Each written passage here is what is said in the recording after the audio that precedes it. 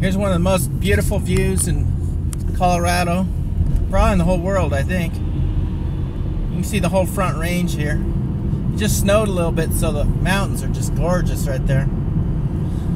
Anyway, I was talking about this Marco Rubio and Michael Savage, how Michael Savage is trying to point out that Rush Limbaugh and Sean Hannity and the rest of these talk radio shows, their ratings are just plunging because they were saying how that well, they got behind Mitt Romney, which was a joke.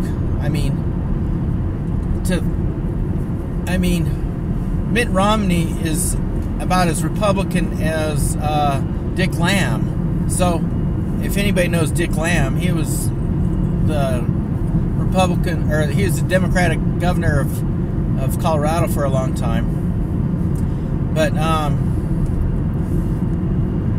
and it really hurt their credibility. It hurt Rush Limbaugh's credibility.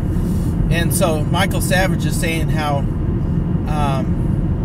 it's obvious that people know that Rush Limbaugh and Sean Hannity and the rest of people on Fox News, they're just a bunch of blowhards for the Republican Party.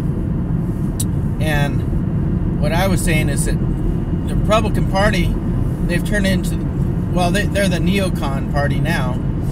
And I don't understand how a lot of Christians would stand for so much spending on on defense, so-called defense, when we're invading all these countries in the Middle East. This is not a Christian kind of thing to do. I'm not supporting us invading Syria or Libya or anything like that. That is not the concept of a just war. These are sovereign countries, and we're paying like this whole thing that happened in Egypt. We were paying Mubarak since Camp David Accords, 1976. We've been paying them billions of dollars every year for their military, and so it's so hypocritical to turn against him that way. And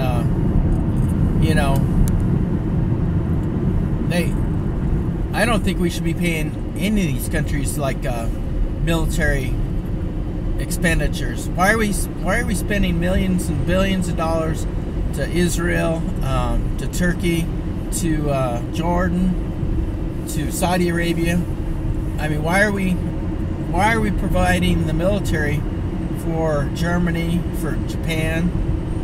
We're spending just billions and billions of dollars for these countries. Why can't they have their own military? Why do we have to have our military there?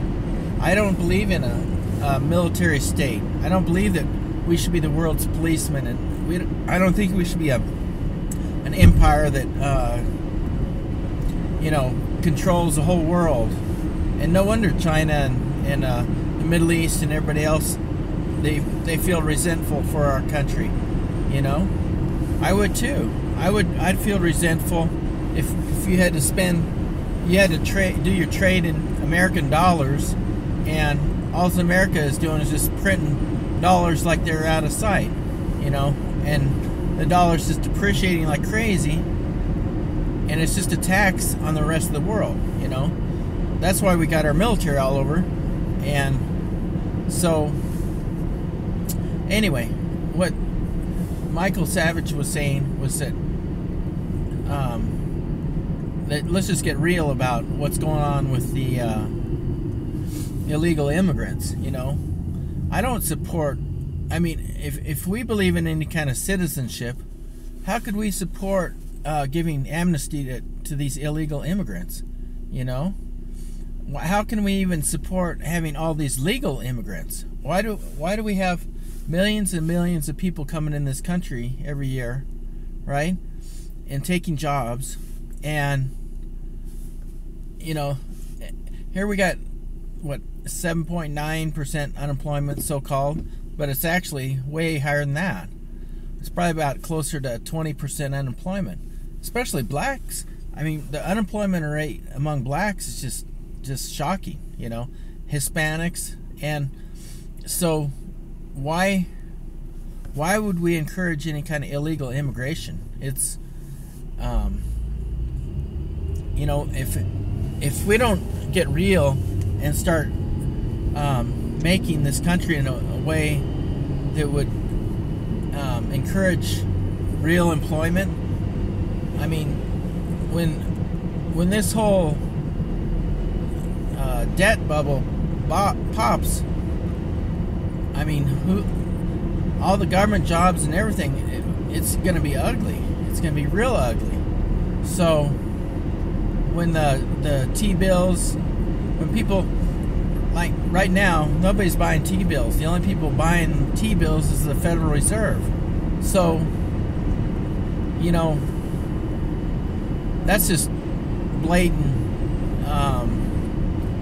you know, printing of fiat money. You know, that's really, really dangerous for the dollar. I mean, the dollar's just gonna die. It's already like 98% dead from what it was originally. I mean, the dollar in 1932 compared to what it is now, it's dropped like 98%. So, I mean, there's not much left of the dollar anyway. So, anyway, we need to, if this country's going to survive, which I have a lot of doubts about that, I think what's going to happen is that we're going to have to just repudiate this debt. I mean, it's going to get repudiated one way or the other, and it's going to get ugly. It's going to get real ugly. When people don't pay their bills, it seems like there's always a war, and I mean that's what happened in Zimbabwe.